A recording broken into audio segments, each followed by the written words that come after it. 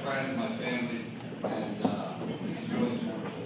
I want to say thank you to Max and Rebecca for having us staying around our home and letting us use our home for pictures. Becky and Eric for taking pictures today. They're really doing a great job. Rick and Sandy, you guys have been great. I haven't seen you in a really long time. Where are you guys, by the way? There you go. Thanks for coming. Your son got married today.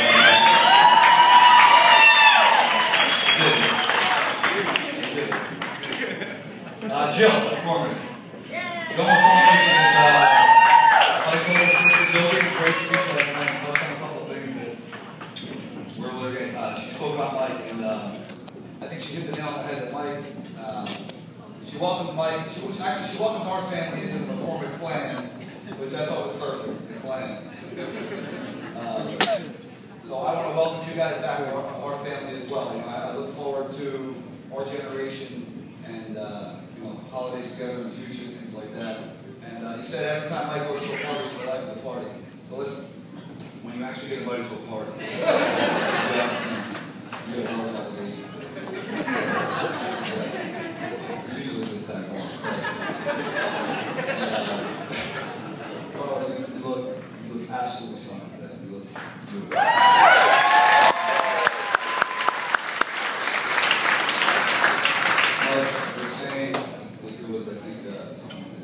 You married up.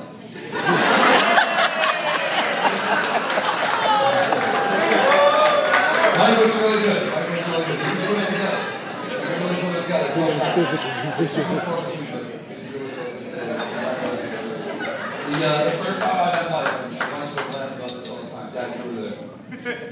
At when we were in dorms, we were in the dorms freshman year. Mike came in to my room, which turned out to be mistakenly, but he came up and, Mike's a pretty big guy. He was pretty aggressive looking, kid for me, and I didn't know much about anybody for me at the time. And I was fairly intimidated, to be honest with you. And I remember the introduction, I realized there was confusion when we left, and my father and I were like, hey, you good involved? You should have been safe. We'll go down to the home, we should have been safe. That's okay.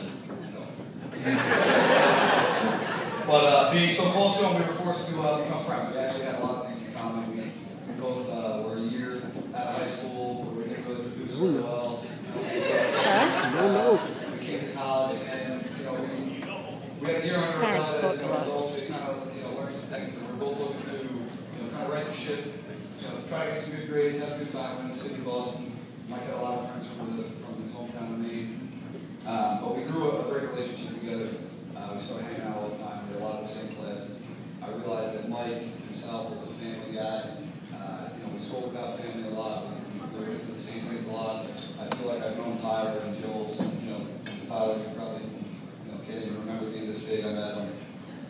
Mike always been time to hang with his family in the city. His father and mother would come down, and they'd have a weekend. Mike would be doing this weekend. My parents went down. We wouldn't see him for a couple of days.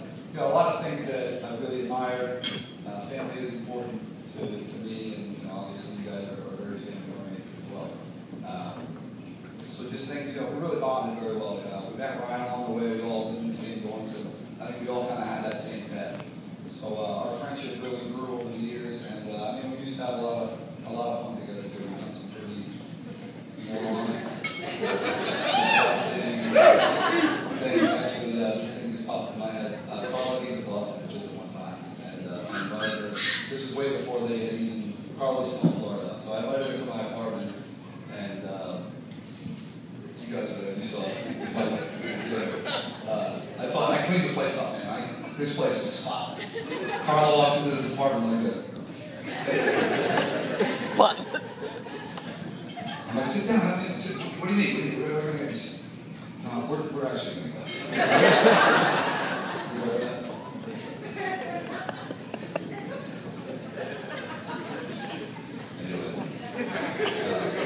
Lauren, I can't believe you told a story about when Dad started with that.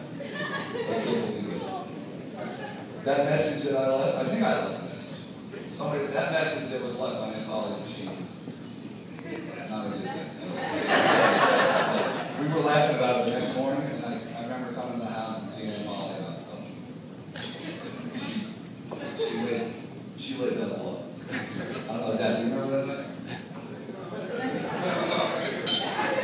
Poor Polly doesn't know what they're saying. She's asleep. Oh, that's right. Carla just mentioned they actually forgot about the whole thing happening that night, but they woke up the next morning and replayed the message. And I'm like, oh yeah, I remember I was missing.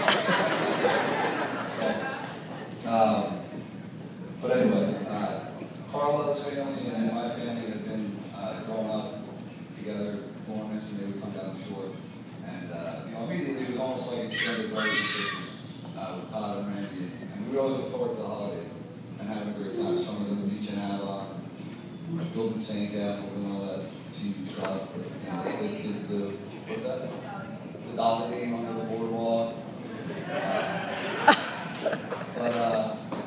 But anyway, Carla to me has always been, like Lauren said, a glue to the family, and it's something that it seemed like you made a real solid effort for her. You made her teenage years, and you kept in touch with everybody on the West Coast, down in Florida with the Carluccios up here, cousins that I didn't even know their names. You really kept us all together. No one's I used to say that. I mean, you hit the nail on the head. You really are, at least for our generation, what we call the second cousins. We have probably 25 to 30 cousins that are between the ages of 20 to 40, and we're all pretty outgoing, all have a good time, and then we get together once a year, like this weekend, and we yell second cousins and think we're cool. We have a good time, get a real other second cousin. So, which will happen tonight, right? But when Carla moved back from Boston, it was a great opportunity for her and I to really extend on our friendship, and she kind of came with me because I was here and she had just come back from Florida and just graduated. And when Carla met Mike, it was at a bar the one time, and it wasn't Phantom Hall, it was the Wonder Bar in Austin. So, you missed out. You just lost out. But anyway, I do remember that Mike came up to me at the end of the night and he said, "Listen, we got a problem." He said, "Your cousin was all over me." It wasn't that shit. It was "Oh, I promise to take care of you." No, it was I'm into her, she's into me, so you better get used to it. And I did. And I got used to it. I didn't like it. And Ryan used to tease me and say, "How do you feel right now that Mike's out with your cousin?" Anyway, it gives the opportunity for my friends, my family, the McCormicks, to meet and a lot of relationships hopefully on this weekend, and to me this is beautiful. Battery's dying. I'm incredibly happy. Hurry up. You guys know It's true. you guys are so in love, it's not funny. You Going really on 10 minutes. personify the word. It's beautiful, I love you both, and I'm very happy for both of you. Thank you.